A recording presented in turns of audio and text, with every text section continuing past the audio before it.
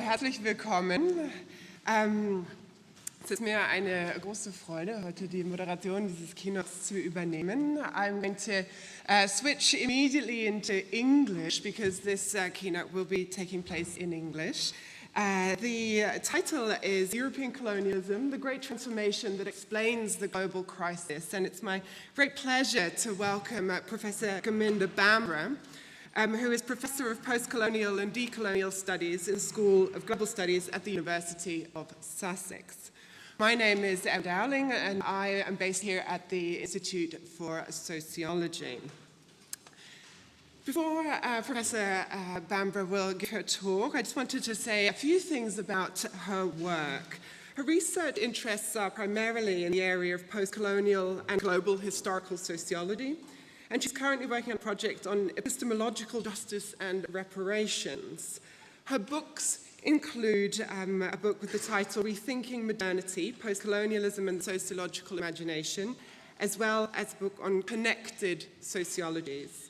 Edited collections include work on European cosmopolitanisms, as well as on decolonizing the university. She also set up the Global Social Theory website to support students and academics interested in social theory in a global perspective. And she recently made what I think is a particularly important intervention in the sociological and public debate about Brexit, critiquing, or should I say criticizing, the methodological whiteness and much of the analysis of why Brexit happened and who voted for it. Welcome, Gurminder. We're really delighted that you can be here with us today.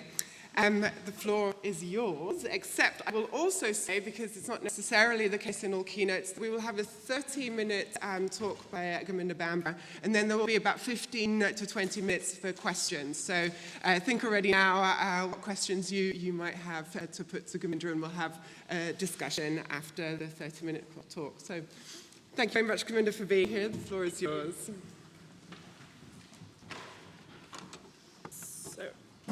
Thank you for the introduction, and thank you for the invitation to come and speak to you here today. What I want to do in this talk is to address European colonialism as the great transformation that explains the global crisis. And what I want to suggest is that the failure to address colonialism as constitutive of capitalism is what leads to inadequate analyses and policy solutions in the present.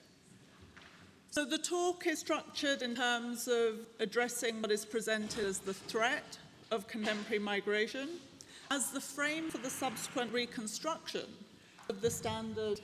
Sorry, I'm just trying to make you a little louder. Okay, can you hear me? Is this okay at the back? Yeah? Okay, great.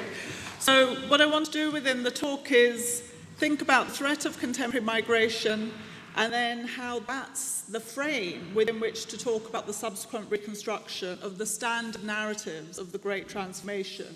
And I'll end with a discussion of neoliberalism and the rise of authoritarian populism. So I will suggest that our times are marked by the unprecedented attention that is given to the movement of peoples, especially those who come here to Europe. And indeed, one of the themes of this conference states that European societies are now forced to become plural migration societies. And yet the population of the EU 28, perhaps soon to be the EU 27, that's a whole other talk, was 511.8 million inhabitants as of January 2017. The percentage of people living in the EU 28 born outside of its borders was just 6.9% of the total in January 2016. As a consequence of the crisis for refugees produced primarily by events in Syria, Afghanistan, and Libya, the number of successful asylum applications brought a further increase in the population of the EU 28 of 0.31%. So the question is, do these figures constitute an idea of European societies now being forced to accept being plural migration societies? I want to put these figures into relation with figures in relation to past migration. And in terms of thinking about past migration, I would suggest that the movement of people that occurred in the 19th century was of much greater significance, both in terms of the consequences for others and its impact on land, than the current movements. And so this is a movement which, in a sense, creates the very possibility of the great transformation that Polanyi talks about, albeit it being a movement that Polanyi does not reference. So during this period, at least 7 million Germans moved to the settler colonies of the US, Brazil, and Argentina, becoming, by the end of the 19th century, one of the largest immigrant groups in the north. Large-scale Polish migration started in the period after the Franco-Prussian War, and by the end of the 19th century, over 2 million Polish people had moved to the Americas. 2 million subjects of the dual monarchy of Austria-Hungary travelled to the Americas, as did over 8 million Irish people, including 1 million who moved as a consequence of the 19th century famine induced by British colonial rule in Ireland. By 1890, nearly 1 million Swedes, 1/5 to 1/4 of the entire Swedish population, was living in the lands colonised as and by the US. And in addition, 13.5 million British people moved to its white settler colonies across the globe. So over the 19th century, more than 60 million Europeans, many of them poor and destitute, moved to the lands of others, and in the process, they eliminated indigenous populations, appropriated their land and resources, and degraded the environment. This was a process that started with the arrival of Europeans in what was known as Abbe Yala in the late 15th century, and according to Simon Lewis and Mark Maslin, it led to the greatest human population replacement of the past 13,000 years. Indeed, recent population modelling, according to Lewis and Maslin, suggests that the continent of Abbe Yala, which we now know as the Americas, had had a population of around 61 million people prior to 1492, and that this rapidly declined to a minimum of about 6 million people by 1650. This was a consequence of exposure to diseases carried by Europeans, plus war, enslavement, and famine. Those surviving indigenous populations might legitimately have regarded themselves as forced to accept being plural migration societies, albeit not themselves having membership within the newly formed settler colonial states and being subject to appalling loss of life and quality of life. So it's deeply problematic, I would suggest, to use such language in the context of contemporary movements without any recognition that it's precisely as a consequence of these earlier histories of European colonialism, that there is a small movement of populations to Europe today. Indeed, failing to recognise these connected histories is precisely what enables those in the media and in academic and political debates to simply present this contemporary movement in terms of a supposed negative consequence for European societies. This is as true of many on the left as it is of those on the right.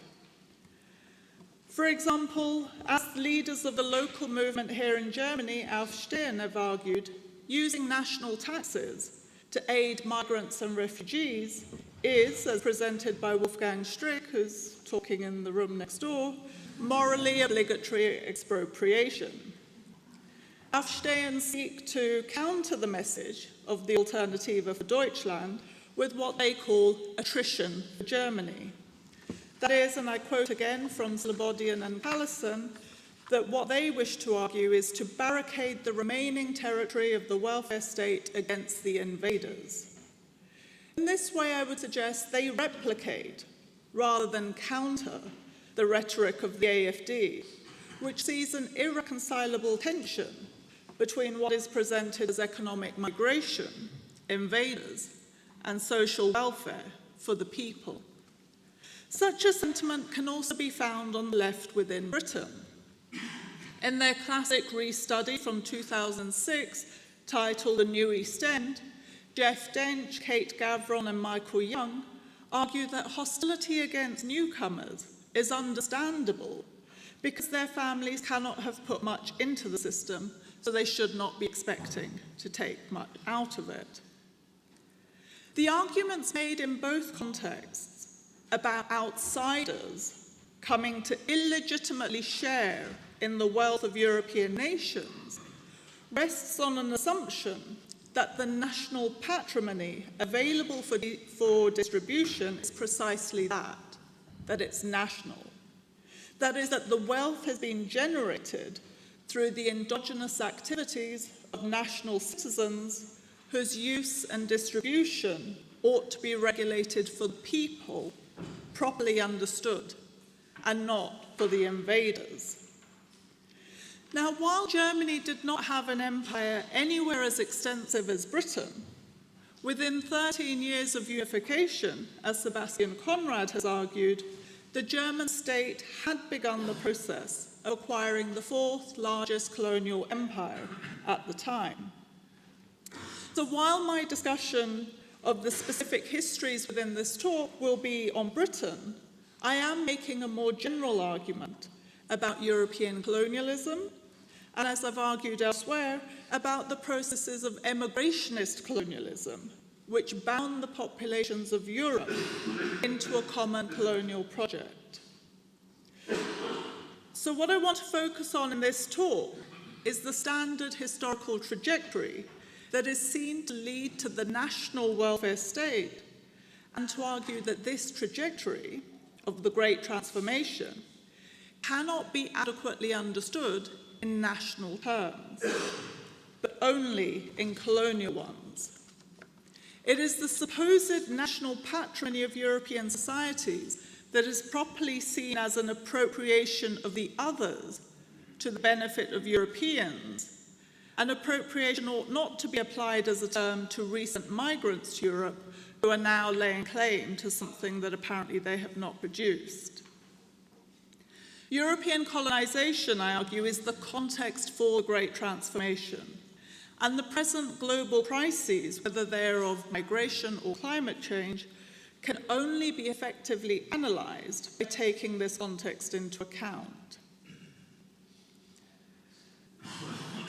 I would suggest that there's something truly puzzling about European scholars' failure to address colonialism as the paradigmatic form of authoritarian rule brought about by the preceding Great Transformation.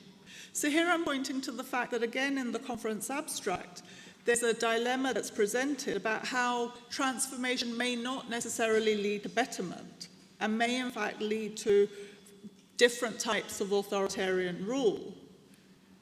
And this is something that's being argued for in the language of Aufstehen as much as the AfD and of the Brexit Party and of those who are arguing for a left exit in Britain.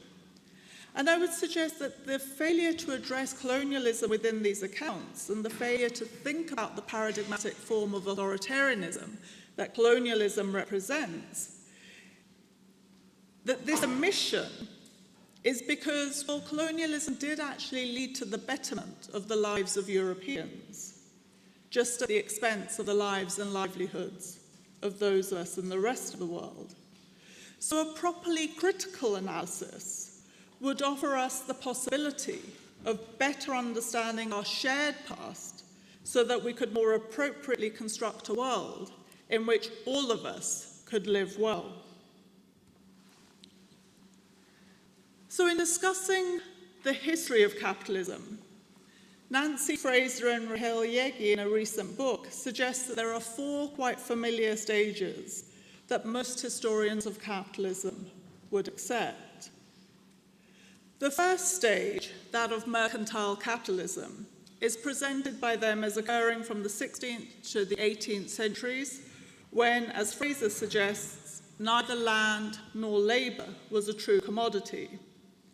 She goes on to argue that during this period, absolutist rulers regulated commerce internally within their territories, even as they profited from external plunder, and long-distance trade, which was organized capitalistically.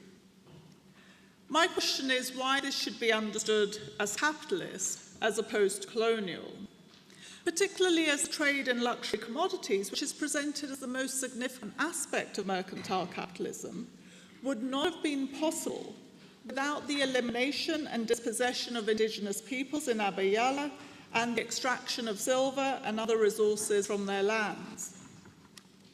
This was also the period that saw the beginnings of the systematic trade in human beings that would enslave millions of Africans and transport them as commodities to the New World. They were then coerced to work in extractive industries that mined the resources, which were then used to trade with India and China for those luxury commodities. This was before being coerced to work on plantations to produce sugar, tobacco, and cotton for European markets.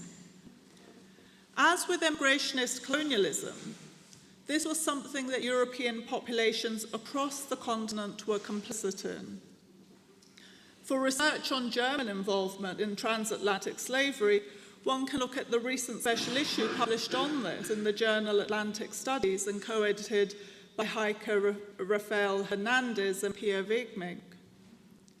To suggest, as Fraser does, that neither land nor labour was a true commodity, and to fail to take seriously the colonial processes that underpin the possibilities of what is regarded as mercantile capitalism, I would suggest is a serious historical error. Most importantly, it fails to recognise the constitutive nature of the appropriation and commodification of land and labour and of labourers to the development of capitalism. This first stage of capitalism, I would suggest, is better understood simply as colonialism through private property. It is succeeded by colonialism as a national project, whereby European states begin the process of seeking to domesticate the external activities of private companies through the establishment of direct imperial rule. So what constitutes internal or external in an era of state-managed colonialism is what's at issue here. The core European states, for example, are understood as having a theoretical and conceptual integrity as nation-states, and what happens beyond their borders is not regarded as integral to understanding their domestic activities. This, I would suggest, however, rests on a misunderstanding of these states being nations and having empires, instead of more properly being understood as being imperial states. To understand them as imperial states would be to bring within a common frame of analysis events and processes that are otherwise incorrectly disaggregated. It would be to recognize the colonial processes upon which subsequent imperialism depended and through which capitalism develops. So in the mid-18th century, for example, the British government provided military assistance to the English East India Company, which was fighting against French colonists in India and against local Indian rulers. So just as a brief sort of historical intervention, the movement of when the British first entered India, they did so through the East India Company. So the period of British colonialism in India goes from around sort of early 1700s through to the mid-20th century. But the first century of that was ruled by the East India Company as a private initiative. And it wasn't until 1757 when the East India Company, which had its own private mercenaries, won the Battle of Plassey against French colonists who were trying to exert a claim there and also local Indian rulers who were seeking to defend their territory from the British, that the British state comes to actively be involved in this imperial rule.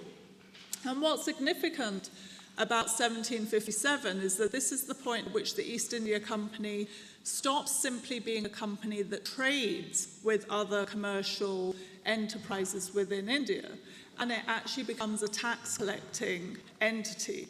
So one of the things that it achieved through winning the Battle of Plassey was to be able to collect taxes in Bengal from the local population. And it's this period that Utsa Patnaik suggests is the beginnings of the period of colonial drain, or the transfer of resources from India to Britain. And even countries that weren't explicitly colonizing India at that time benefited from the British colonial drain of India, because 4/5 of the capital that Britain took out of India was used to went to developing continental Europe, North America, and other regions of white settlement, including Argentina, South Africa, and Australia. And so what Patnaik argues in particular is that the failure of theorists of capitalism to acknowledge the ways in which capitalist development globally was fundamentally dependent upon colonial exploitation and appropriation is truly problematic. And this failure comes to have greater significance as liberal capitalism is seen to give way to state-managed domestic capitalism in the mid-20th century. So in the context of the welfare state being seen to be a national project for the amelioration of the worst effects of capitalism, it is really asked, in what is distributed, where was the surplus generated that is redistributed? While the extent of colonial drain from India is contested, it's largely accepted that there was a significant transfer of resources from India to Britain over the period of colonial rule. And I'm going to give you some figures now, and just to say that the figures I'm going to give you come from the work of Angus Maddison, who's a British economist, and his figures are much more conservative than figures that have been presented by Indian academics, such as Dadabhai Naoroji, R.C. Dutt, and others. But for the benefit of, given that this aspect isn't tested, if I use the more conservative figures, then you can make up your own minds about whether, what they demonstrate in their own terms. So during the period of rule by the East India Company, which is from about 1757 to the mid-1800s, the official transfers of wealth from India to the UK rose over time until they reached about 3.5 million in 1856. 3.5 million in 1856 in today's money would be about 350 million. So this is the amount of money that's being taken out of India and being sent to the government in Britain, the official transfers as they were known. This sum doesn't include the private remittances, which Naoroji estimated at being an additional 10 million a year in the 1880s. And this would be the equivalent of about 1 billion a year in 2019.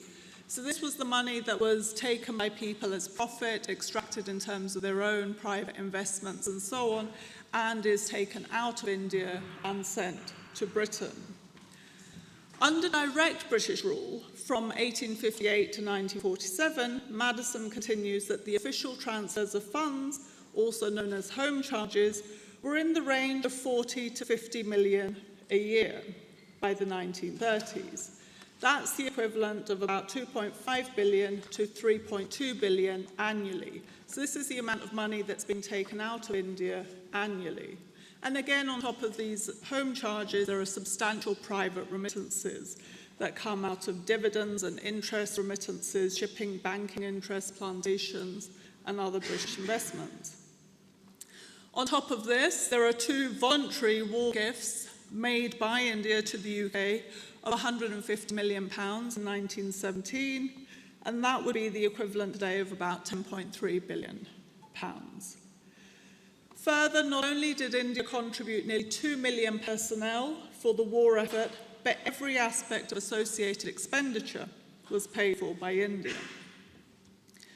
In summary, Utsa Patnaik, drawing on 2 centuries of data on tax and trade, calculated, again using simple interest rather than compound interest and so on, calculated that Britain drained a total of $45 trillion from India during the period from the Battle of Plassey in 1757 to the outbreak of the Second World War. So here I've detailed, by way of illustration, if incomplete, the tribute and remittances extracted by Britain from India. Britain had a number of other colonies and other dependencies from which it also extracted income and resources for domestic purposes. And what was true of Britain was also the case of other European powers, if organised differently. Taxation of and the extraction of resources from colonial dependencies is part of the explanation for the growth of the resources available for the establishment of the domestic welfare state.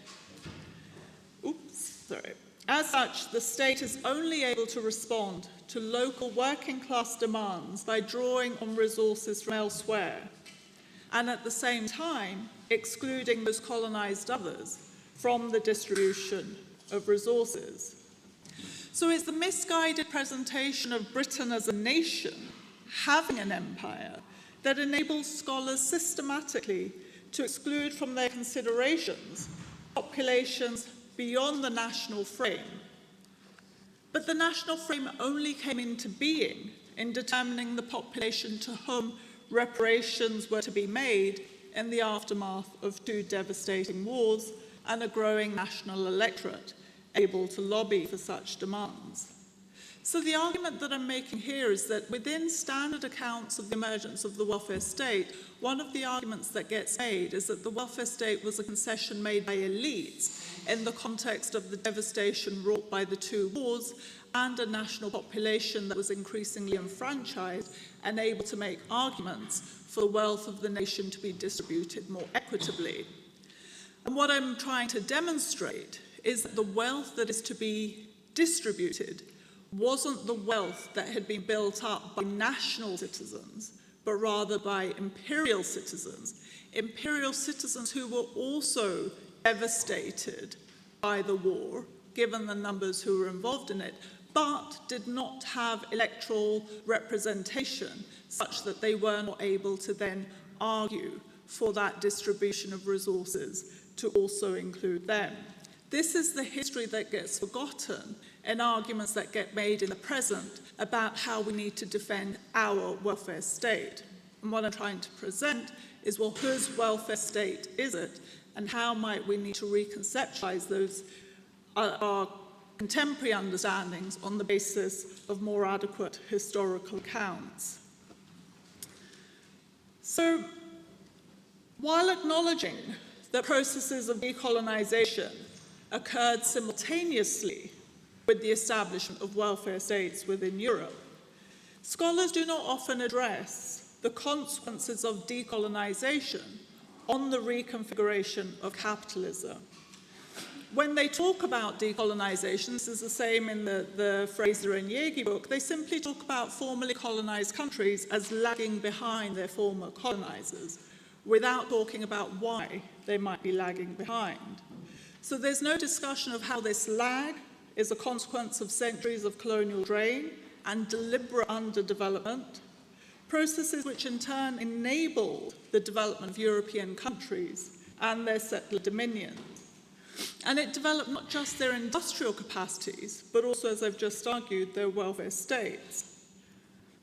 So while decolonization involves no reparation for the previous colonial drain, it does reduce the flow that's available to the former colonizers. And this has consequences for welfare state finances and the fiscal crisis that they then undergo, even if that relation remains unrecognized.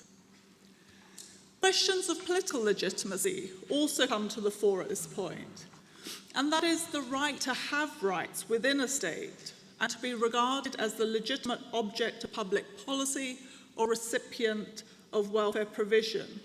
Because to be regarded as the legitimate object of public policy usually is associated with being able to demonstrate historical belonging to the nation. But if most European states were imperial states and not national states, then the political community of the state is much wider and much more stratified than is usually acknowledged.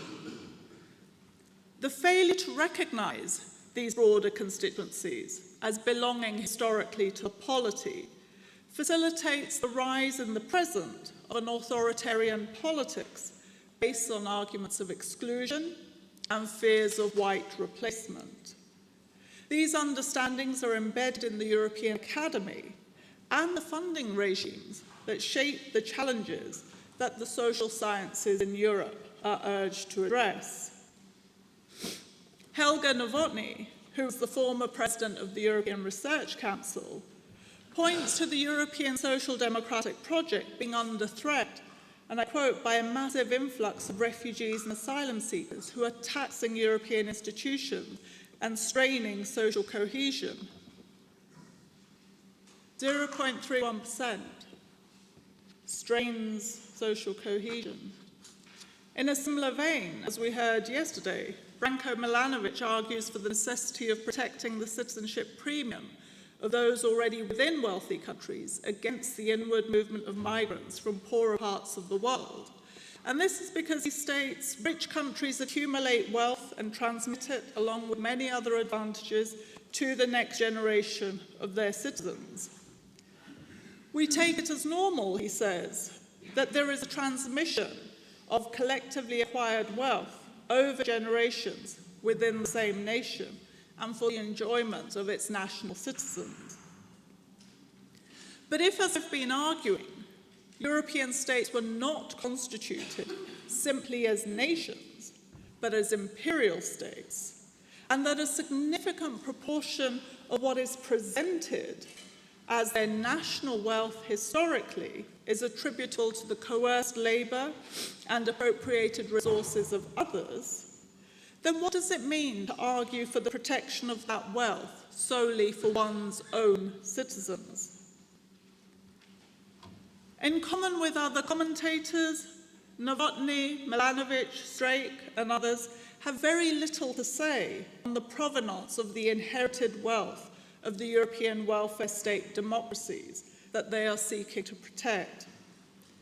Across the political spectrum, then, scholars are presenting arguments about the demise of the welfare state and the rise of neoliberalism to be understood as a consequence of the racialized migration, or as a rise of the politics of recognition, which they suggest is what's led to the breakdown of national and class solidarities, which are necessary for the maintenance of social democracy. Such a conclusion is only possible, however, if the colonial histories of the development of capitalism are removed from active consideration. The welfare state, I suggest, was not the historic achievement of the working class.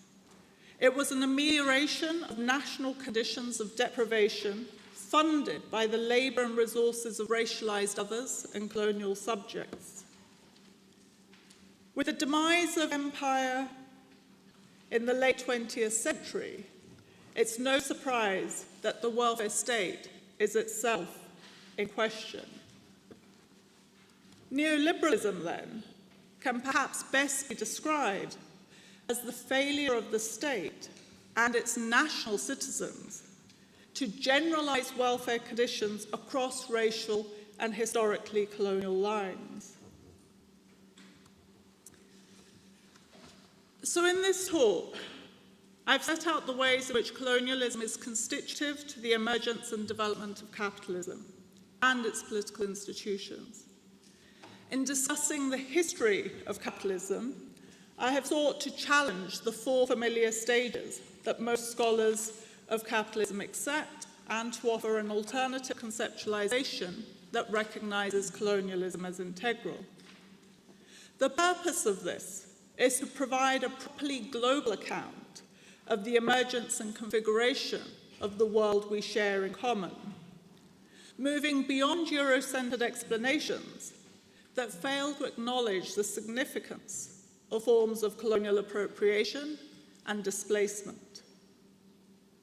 Most critical approaches to capitalism are focused on the possibilities for resistance contained within the capital-labor relation, which is argued to be the key to capitalism's dynamic, including its transformation.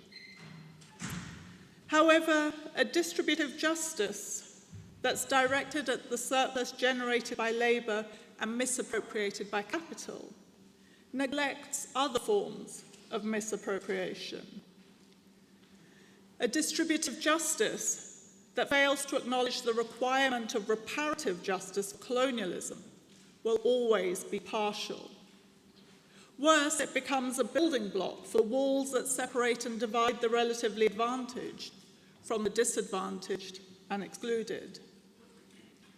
An address of what are presented as global inequalities requires an explicit recognition of the broader provenance of the historically constituted wealth of European and North American states that have produced those inequalities.